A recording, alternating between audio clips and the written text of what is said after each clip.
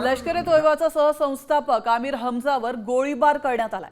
आमिर हमजा दहशतवादी हाफिज सईदचा जवळचा साथीदार आहे। हमजावर लाहोरमध्ये अज्ञाताकडून गोळीबार झालाय आणि त्याच्यावर रुग्णालयामध्ये आता उपचार सुरू आहेत। गेल्या 3 महिन्यात 3 मोठ्या दहशतवाद्यांचा खात्मा झाल्याचं आपण पाहतोय। आता आमिर हमजा नंतर पुढचा नंबर दहशतवादी हाफिज सईदचा असा सवाल आता विचारला जातो।